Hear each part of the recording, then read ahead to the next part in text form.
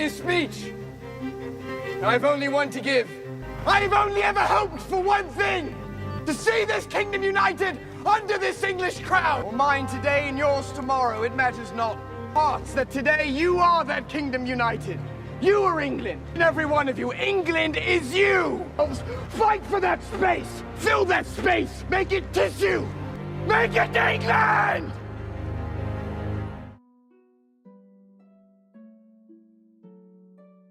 Imagine. It's dawn in a medieval village. The sun has just peeked over the horizon, painting the fields and stone walls in golden light.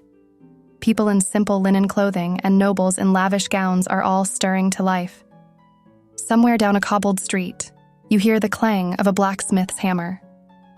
Nearby, a bell tolls from the monastery tower, signaling monks to prayer.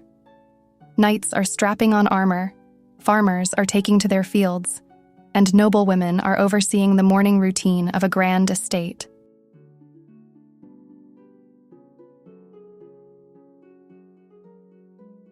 The Middle Ages were a world of structure, mystery, and dedication, with each role, knights, peasants, monks, and noblewomen, carrying its unique purpose.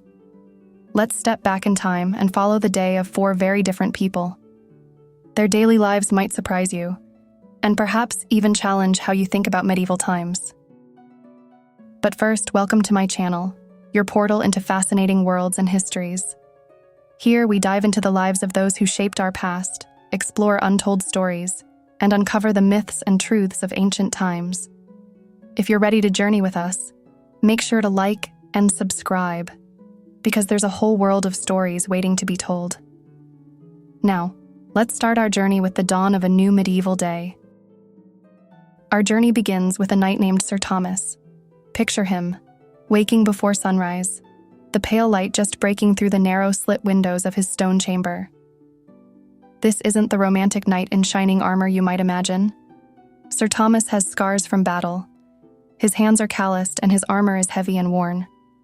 Every day he rises early to train, because being a knight means more than just battles and bravery. It's a lifestyle of discipline. He heads to the training grounds, where he practices with his sword and lance, preparing for whatever skirmishes may arise. In medieval society, knights held a unique place. They were both warriors and the embodiment of noble ideals. They followed a strict code called chivalry, but in truth, some knights saw the code as a guideline, not a rule. Battles were fierce, and loyalty was often complicated. You fight with the strength of many men, Sir Knight. I am Arthur, King of the Britons. I seek the finest and the bravest knights in the land to join me in my court at Camelot. You have proved yourself worthy. Will you join me? Did you know? Knights began training as young as 7. First, they served as pages, learning to serve at a noble court, and later as squires, where they trained with experienced knights. Only after proving their worth and dedication were they knighted. Once his training ends, Sir Thomas returns to his estate. But even a knight's life wasn't all glory and battle. Today, Sir Thomas has a tournament, a public event where knights displayed their skills in mock combat.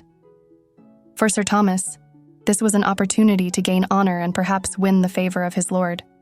But each blow, each move, is deliberate. In the Middle Ages, tournaments weren't just games. They were practice for the brutal conflicts that shaped the times. I command you, as King of the Britons, to stand aside. So be it.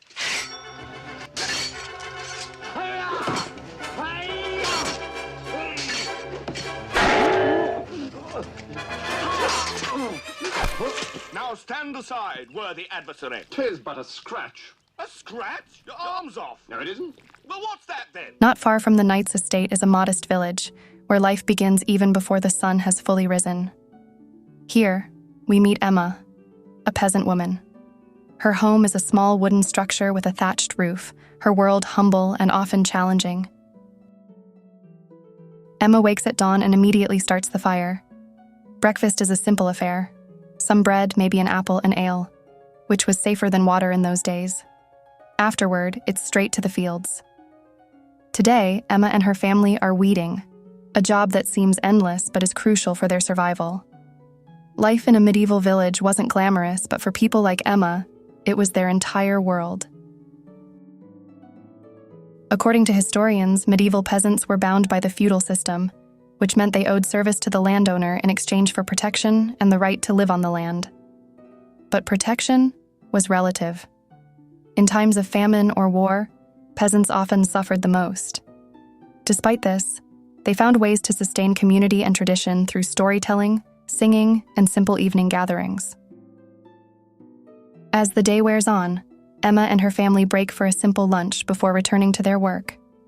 By sunset, they're exhausted, but the work isn't done.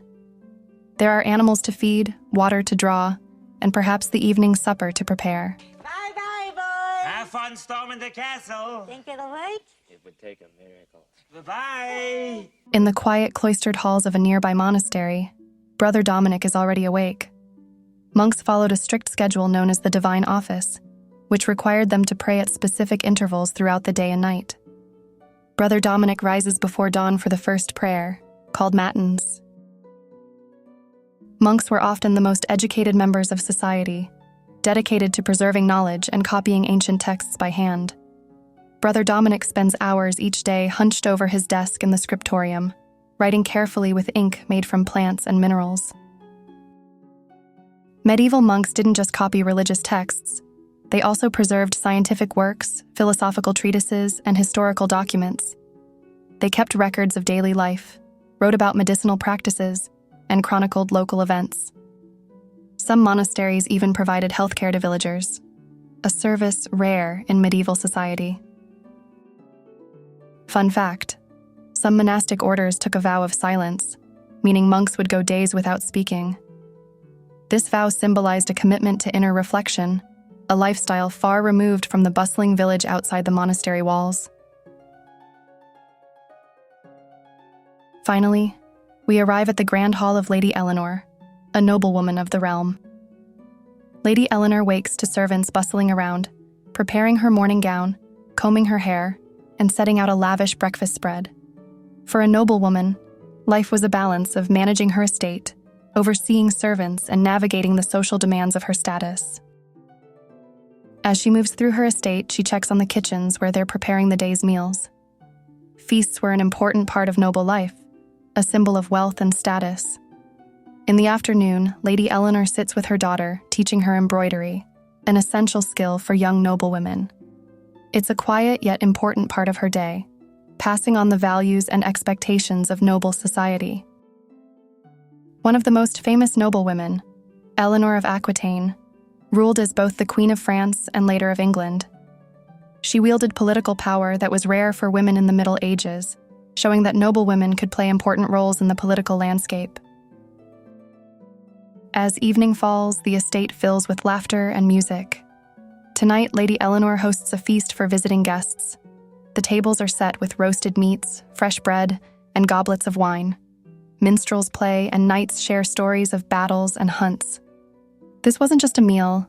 It was a grand display of hospitality, wealth, and social status. Good evening. Tim!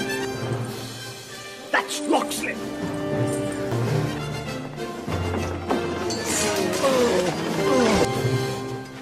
Greetings, Your Highness. Truth. A present for you and your guests. That's a wild boar! No, that's a wild pig. So you're Robin of Locksley, huh? I've heard so much about you. And you are? Maid Marian. Maid Marian. Rumors of your beauty have traveled far and wide. Each of these lives, knight, peasant, monk, and noblewoman, was part of the complex web that made up medieval society. For every Sir Thomas, there were hundreds of Emmas, and for every Lady Eleanor, there were countless Brother Dominics, each playing their role in the grand tapestry of the Middle Ages.